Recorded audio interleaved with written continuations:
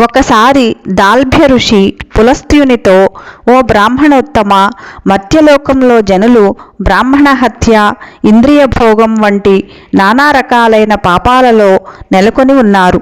పాపఫలంగా వారికి కలిగే నారకీయ పరిస్థితుల నుండి వారు ఏ విధంగా బయటపడగలరో నాకు వివరించండి అని అడిగాడు. అప్పుడు పులస్త్యుడు దానికి సమాధానంగా, మహాభాగా, పుష్యమాసం కృష్ణపక్షంలో వచ్చే ఏకాదశి రోజు మనిషి నిర్మల చిత్తంతో భగవంతుని అర్చించాలి అని చెప్పడం మొదలుపెట్టాడు. ఆ విధంగా అర్చించే సమయంలో అతడు స్వామిని ఇలా ప్రార్థించాడు: జనార్దన, పరమ కరుణామయుడవైన శ్రీకృష్ణ, నీవు పాపులను ఉద్ధరించేవాడివి. అవిద్యాసాగరంలో మునిగిపోయే వారి పట్ల కరుణను చూపించు. ఓ పరబ్రహ్మమ, లక్ష్మీ సహితునిగా నీవు నా అర్చనను స్వీకరించు. తరువాత గొడుగు, వస్త్రం, పాదరక్షలు, నీటి కుండను దానమిచ్చి బ్రాహ్మణులను పూజించాలి. శక్త్యానుసారం నల్లగోవులను, నువ్వులను ఉత్తమ బ్రాహ్మణులకు దానమివ్వాలి. తిలలను దానమివ్వడం ద్వారా మనిషి అనేకానేక సంవత్సరాలు స్వర్గవాసాన్ని పొందుతాడు. ఈ ఏకాదశి రోజున మనిషి తిలలు కలిపిన నీళ్లతో స్నానం చేయాలి.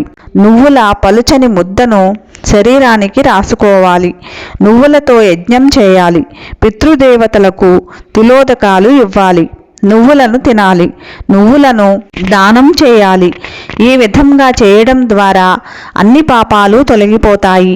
అందుకే ఈ ఏకాదశికి షట్టిల ఏకాదశి అనే పేరు వచ్చింది. షట్టిల ఏకాదశి మహిమను, దానిని పాటించడం వలన కలిగే లాభాన్ని వినగోరినప్పుడు శ్రీకృష్ణుడు ఒక కథను నారదమునికి చెప్పాడు. అది ఈ విధంగా ఉంది. అతి పురాతన కాలంలో ఒక బ్రాహ్మణ వనిత ఉండేది. కఠోరమైన బ్రహ్మచర్య వ్రతంతో ఆమె దేవదేవుని సేవలో నెలకొని ఉన్నది.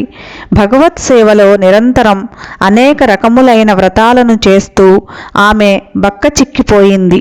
నిరుపేద బ్రాహ్మణులకు, అవివాహిత కన్యలకు దానమిచ్చినప్పటికీ అన్నదానం ద్వారా బ్రాహ్మణులను, దేవతలను ఆమె సంతృప్తిపరచలేదు. అనేకమైన కఠోరమగు తపస్సులను చేయడం వలన దేహము చిక్కిపోయినప్పటికీ ఈ బ్రాహ్మణ వనిత నిజంగా పవిత్రాత్మురాలే. ఆకలిగొన్న జనులకు ఈమె అన్నదానం చేయలేదు అని నేను భావించాను. ఓ బ్రాహ్మణోత్తమ, ఆమెను పరీక్షించాలని తలచి నేను భూలోకంలోకి భిక్షుకుని వేషంలో వెళ్ళాను. భిక్షాపాత్రలో భిక్షను అడుగుతూ నెమ్మదిగా నేను ఆ బ్రాహ్మణ వనిత ఇంటికి చేరాను. అప్పుడు బ్రాహ్మణ వనిత నాతో, ఓ బ్రాహ్మణ, నీవెక్కడి నుండి వచ్చావు అని అడిగింది. నేను ఆమె మాటలను విననట్లుగా నటిస్తూ మళ్ళీ భిక్షం అడిగాను. దానితో ఆమెకు కోపం వచ్చి పిడికెడు మట్టిని తీసి నా భిక్షపాత్రలో వేసింది. తరువాత నేను నా ధామానికి వచ్చేశాను. ఆ బ్రాహ్మణ వనిత కూడా తన తీవ్ర తపస్సు ఫలితంగా నా లోకానికి చేరుకుంది. అక్కడ భవ్యమైన భవంతిని పొందినప్పటికీ నాకు మట్టిని దానం చేసిన కారణంగా ఆమె ఇంట్లో అన్నం కానీ ధనం కానీ లేకుండా పోయాయి. ఓ బ్రాహ్మణ, ఆ భవంతిలో ఆమెకు ఏమీ కనిపించలేదు. సంపత్తులు లేని కారణంగా ఆమె కలవరపడింది. అప్పుడు ఆమె కోపంగా నా దగ్గరకు వచ్చి, జనార్దన, నేను ఎన్నో వ్రతాలు, తపస్సులు చేశాను.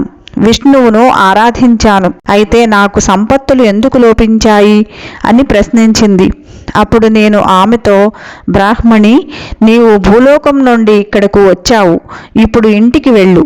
కొందరు వనితలు నిన్ను చూడడానికి నీ ఇంటికి వస్తారు. షట్టిల ఏకాదశి మహత్యాన్ని వారి నుండి విను. వారు దానిని గురించి పూర్తిగా చెప్పేంత వరకు తలుపులు తీయకు అని అన్నాను. నా మాట విని వెళ్ళిపోయింది. ఒకరోజు బ్రాహ్మణి తన ఇంట్లో కూర్చుని ఉన్న సమయంలో దేవతావనితలు వచ్చి, ఓ సుందరి, మేము మీ దర్శనానికై వచ్చాము. దయచేసి తలుపు తీయి అని అన్నారు. అప్పుడు ఆమె వారితో, మీరు నన్ను చూడాలనుకుంటే షట్టిల ఏకాదశి మహిమను నాకు చెప్పండి, అప్పటిదాకా నేను తలుపులు తీయను అని అన్నది. అప్పుడు దేవతా వనితలు షట్టిల ఏకాదశి మహిమలను ఘనంగా వర్ణించారు. ఆ వర్ణనను వినిన తర్వాత బ్రాహ్మణి సంతృప్తి చెంది తలుపులు తీసింది. ఆ దేవతా వనితల ఆదేశం మేరకు బ్రాహ్మణి షట్టిల ఏకాదశి వ్రతపాలనం చేసింది. దానితో ఆమె అతి సౌందర్యవతి, తేజస్వి, ధనధాన్య కనక సంపత్తులు కలిగినది అయింది. కానీ లోభంతో ఎవ్వరూ ఈ ఏకాదశిని పాటించకూడదు. ఈ ఏకాదశి వ్రతపాలన చేత మనిషి దుర్భాగ్యం, బీదరికం నశిస్తాయి. ఈ ఏకాదశి రోజు నువ్వులను దానం చేసిన వాడు సమస్త పాప విముక్తుడు అవుతాడు.